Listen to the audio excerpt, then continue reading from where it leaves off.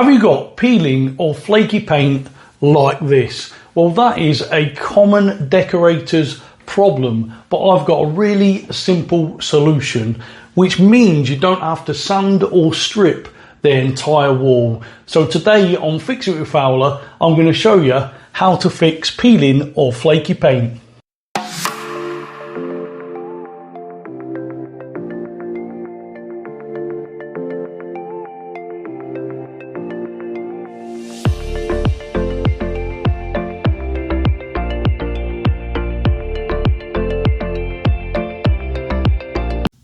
In over 50% of cases of peeling or flaky paint, it is simply down to the lack of surface preparation. Now in this case, it's down to the lack of a mist coat on the original bare plaster, and that is why this paint is not sticking to it, it's simply just peeling off. So I'm going to fix that with a simple two-stage method, and to start with we're going to remove any of this flaky or loose paint. The first thing you're going to need is one of these, a super sharp scraper, and that will allow you to work from the inside out and remove any of these loose edges of the paint. Now, when you do this, don't put too much pressure on the scraper itself and just gently work from the inside out. Once you come to a stubborn area, stop and move on to a different area. Otherwise, you'll keep taking off more of the paint or you'll damage the plaster underneath. So that is the loose and flaky paint removed from around the area, and to finish it off we're going to give it a light sand. Now you could use something like one of these hand sanders, but for me I prefer to use just a bit of sandpaper in my hand. That way you can follow the contours of the wall, because we're not aiming to sand this flat, we're aiming to go around the outer edge of the damaged areas and across the bare plaster. That will give us good preparation for applying the next product. Now when you're sanding, make sure that you go round and don't miss any of these areas, and make sure that you're wearing the correct PPE, as you'll generate quite a lot of dust. So that is the surface preparation complete, and now onto this first product, and this is Zinsser Peel Stop, which is basically a clear binding primer that will adhere the paint to this plaster all around the edges and stop this from peeling in the future. It's really simple to use. All you need to do is give it a stir or a shake, and then you can apply it with a brush or a roller. I like to use a brush and work it into all the edges, going against the edges, and that way it will seep under any loose bits that you might have missed.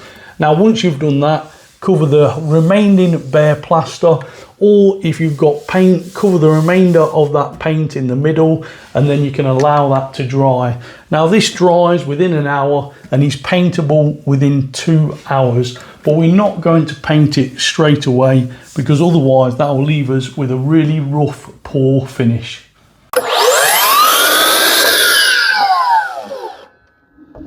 Have you subscribed to my channel? Well, if not, why not? It does not cost a thing. You're missing out on loads of great content.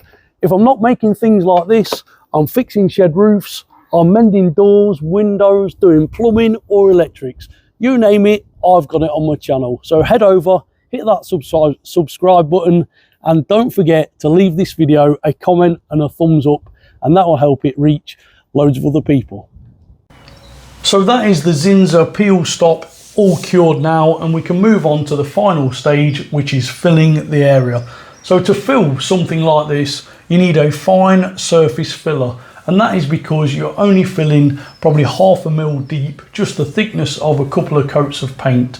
So there's loads of different things you can use that are on the market, but whilst doing this bedroom I've discovered this. It had really good reviews, so I've bought some of this and I've filled various areas of this room, and it's really easy to use and easy to sand, which for me is the most important thing. It's quite a watery consistency, but that also means that spreading it and applying it is really easy. So to apply your filler, if you've got small areas, you can just use something like a filling knife, which is more than ample for something like that. However, if you've got larger areas, you can use a taping knife or a filling knife like this.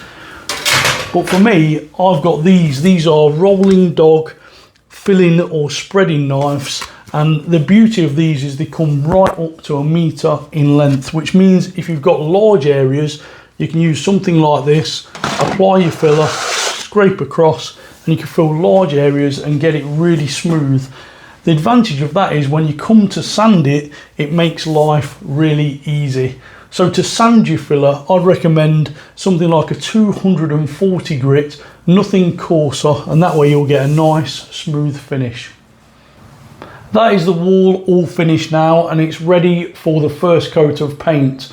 One thing I forgot to mention with this filler, you don't require any primer. You can just put your paint, your emulsion straight over the top. So hopefully you found this video helpful and it saved you a few quid, allowing you to do this job yourself, and it really is so straightforward. So if you like that video, don't forget, give the video a thumbs up and also hit that subscribe button and join me on my journey to 100,000 subscribers.